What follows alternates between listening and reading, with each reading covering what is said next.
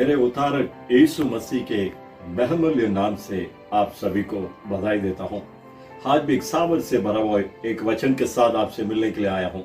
हाय, हम उस वचन को पढ़ेंगे। दानियल की किताब 6वां अध्याय की 28वां वचन, दानियल 6:28।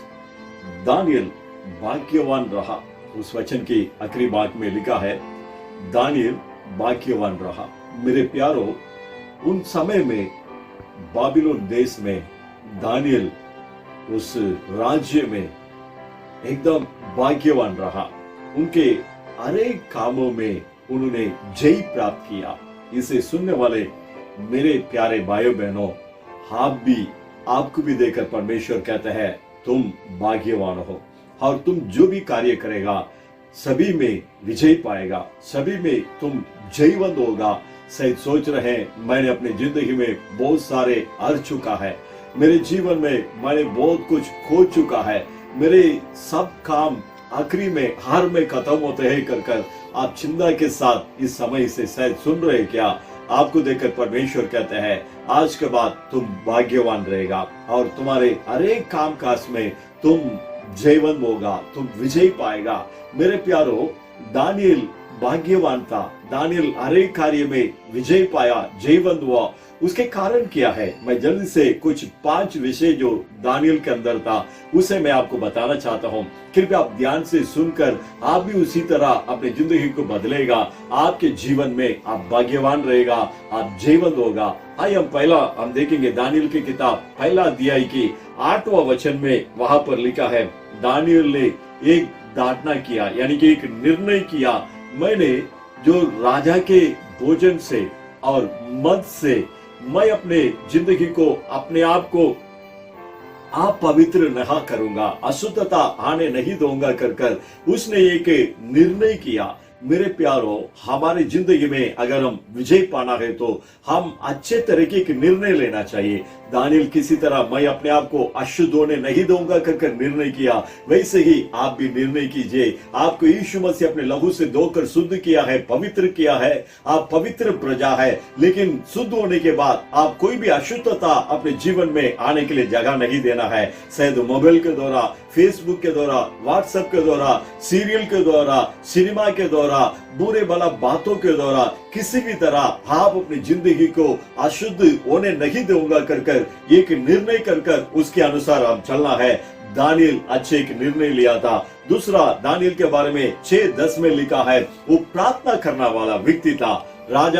राजा की ओर से ऐसे ही कानून पास हुआ था, 30 दिन तक कोई भी अपने परमेश्वर की ओर प्रार्थना नहीं करना है कर ये सब कुछ होते हुए भी, ये सब कुछ जानकर भी दानियल हमेशा के तरह हर रोज 3 बार उसने घुटने डालकर प्रार्थना किया। इसे सुनने वाले मेरे प्यारे भाई बहनों, हम परमेश्वर के सामने घुटने डालकर अपने आप को नम्रता कर आप प्रार्थना करना चाहिए। और बहुत से लोग प्रार्थना करते हैं सिर्फ अपने लिए, अपने परिवार के लिए, अपने घर के लिए प्रार्थना करते हैं। सही है, आप अपने लिए प्रार्थना करना है, अपने परिवार के लिए, अपने घर के लिए प्रार्थना करना है। साथ ही साथ दानियल 9वां अध्याय में हम पढ़ते हैं, दानियल ने उपवास कर सारे देशवासियों के पापों को कबूल कर उन्होंने प्रार्थना किया।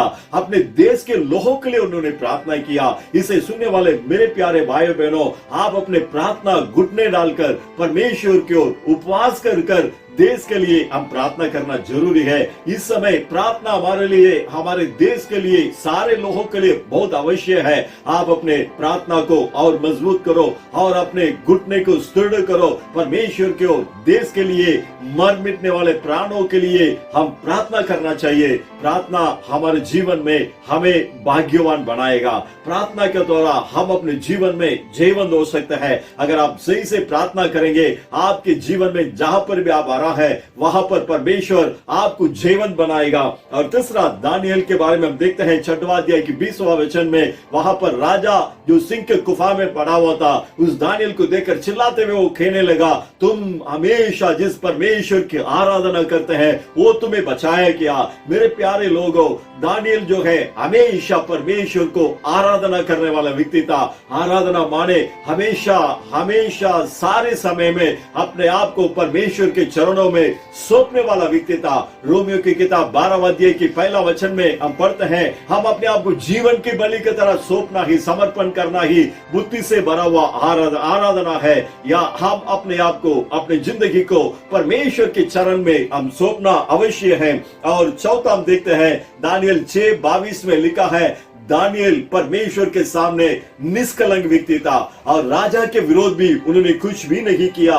मेरे प्यारो, हम परमेश्वर के सामने निर्दोष होना चाहिए। परमेश्वर हमें देखकर ये कहना चाहिए, उत्तम सेवक कर हमें कहना चाहिए, उत्तम व्यक्ति कर हमें देखकर कहना चाहिए। परमेश्वर के सामने हम निष्कलंकित होना चाहिए। और जहां पर आप जॉब करते हैं, आप बिजनेस करते हैं, जहां जिस दुनिया में हम जी रहे हैं, लोगों के सामने भी हम किसी के कोई बुराई नहीं करना चाहिए। दानियल के अंदर उस स्वभाव था। और पांचवा और आखिरीवा 6:23 में, दानियल 6:23 में लिखा है, दानियल अपने परमेश्वर के ऊपर विश्वास रखा था। मसीह के जीवन में विश्वास बहुमूल्य है। हम अपने परमेश्वर के ऊपर विश्वास रखेगा, हमें परमेश्वर देकर कहेगा तुम भाग्यवान हो, और तुम्हारे हर एक कार्य में परमेश्वर तुम्हें जीवन बनाएगा। हमने आज बताए हुए 5 विषय को अपने मन में रखकर प्रभु के पास समर्पण कर आइए हम प्रार्थना करेंगे। अपने आंखों को बंद कर हम परमेश्वर की तरफ देखेंगे। धन्यवाद प्रभु परमेश्वर, आपने दिया हुआ सुंदर सा समय के लिए धन्यवाद करते हैं। दानियल उस समय में भाग्यवान था, हर एक विषय में वो जयवंत हुआ था। उसी तरह हमारे स्वर्ग के परमेश्वर इस समय से सुनने वाले कोई भी हो, उनके जीवन के सारे हार को आप विजय में बदलने के लिए प्रार्थना करते हैं। दानियल के अंदर जो स्वभाव था वो हम हर एक के अंदर होने दो प्रभु।